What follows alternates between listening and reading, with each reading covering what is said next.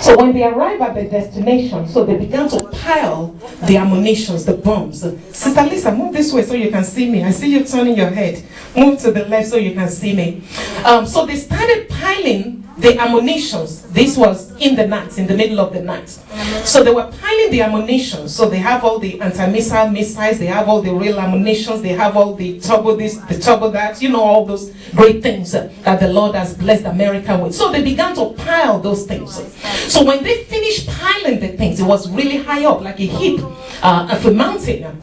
So when they finished, what they needed to do is to make sure that the ammunition were secured and protected, right? So usually what they would do is they would appoint somebody to watch the ammunition while the rest will go and take a sleep in the night. So when they finished, they were looking, who are we going to appoint to watch the ammunition in the night? Remember, it was a big heap.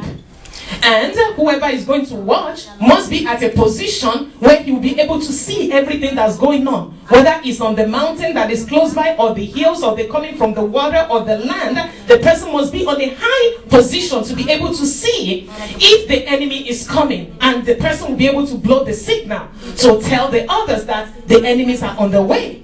So they were looking at one another who to pick. So they decided to pick one person. The general will pick a person. So they picked one person. And what he needs to do is to stay on top of the ammunition, right? It's a heap. The person needed to stay on the top to be watching, to be able to see if the enemy is coming. So the person they picked, they lifted him up on top of the heap of ammunitions. So when he got on there, he said, this is the problem. The enemies are not so much my problem right now. The problem I have right now is this ammunition that I'm lying on top of. Because if the ammunition tilts and one of the bombs goes off and everything goes off, he's a dead man, right? If the enemy comes from afar, even while he's still alive, on top of the ammunition, and is not able to react and bring the others to come to rescue him, is a dead man. Either way, he was a dead man. So on top of that heap of ammunition, all he was looking up to is, let the sun come out. Let the sun come out. When the sun come out, at least all the others will come and get me off this place. So that even if the enemy doesn't come, the ammunition will not blow me to pieces in this place. So he kept looking up for the sun, the sign of the sun, S-U-N, the sign of S-U-N to come out. So he kept looking and he kept looking. As soon as he saw it from the side, he just went, here comes the sun! And everybody came running. Hallelujah. It is daytime. The man jumped off and he could not contain himself. The good news for you is this. S-U-N is not your deliverer. Amen. S-O-N is your deliverer. Amen. S-O-N can deliver you whether you are on top of ammunition, whether you are in a bottomless pit, whether you are swimming in the ocean and you cannot find any hope or any resolution to the cause of your life, whether you are just home, you are weak, you are weary, the Son, our Lord Jesus Christ, He can deliver, He can save, He can heal, He can set free, He can do much more than what you might think the Son S-U-N can do. But Jesus Christ can do everything that you may ever desire or will in your life. So my good news for you this morning is not about the sun, S-U-N, it's about the sun, S-O-N. Here comes the sun. Many times, because of what we have gone through, we feel very wicked. Almost sometimes we feel that we cannot even pray. Your soul becomes weary. Many of you will remember the story of King David. Remember King David at the height of his throne. The Bible made us to know that he was walking on top of his palace one day. And as he was walking on top in his palace, he saw a beautiful woman, very beautiful to behold. The woman was having shower, probably. And I'm sure many of you will say, I'll never have shower outside. But during that time, they have shower at the back of their houses. So the woman was very modest, having shower.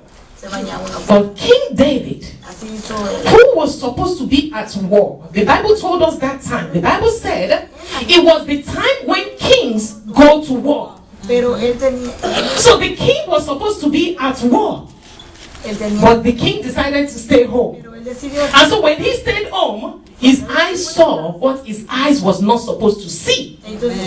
So he saw this woman Bathsheba, and the desires arose in his mind.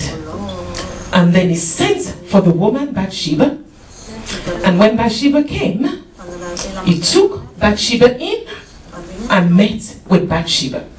Adulterous affair he had with Bathsheba. When the thing was finished, they pack up Bathsheba, go home. And King David thought his sins were covered. Well, guess what? A few months later, Bathsheba sent word that I'm pregnant. I missed my period. And the king thought, He found out who's the husband of this woman. So they told him. They said, her husband is called Uriah. And he said, where is Uriah? Well, they said, Uriah is at war. The war that you are supposed to be at, Uriah is still at that war, still fighting that war. So, in essence, Uriah, the husband of Bathsheba, was fighting a war that David was supposed to be fighting, while David was busy messing around with Uriah's wife. So, when David heard this, David thought, okay, we need to come up with a game plan. So he came up with a game plan. He told them to send for Uriah. So he sent for Uriah. When Uriah came, he welcomed Uriah. And he said, how is the war going on? Everybody okay at the war front? Everybody is doing what they're supposed to be doing? And Uriah said, my king, all your subjects are doing what they're supposed to be doing. They are fighting the war and they're winning the war. And David was very happy. And David told Uriah, you have done well, my son. Why don't you go home and go and rest? Then you will come back tomorrow morning, and then I can send you back on your way. Uriah left the presence of the king. And the king was very happy because Uriah would take care of business for him. So the king did not know that Uriah did something. What did Uriah do? Uriah went downstairs, met with the king.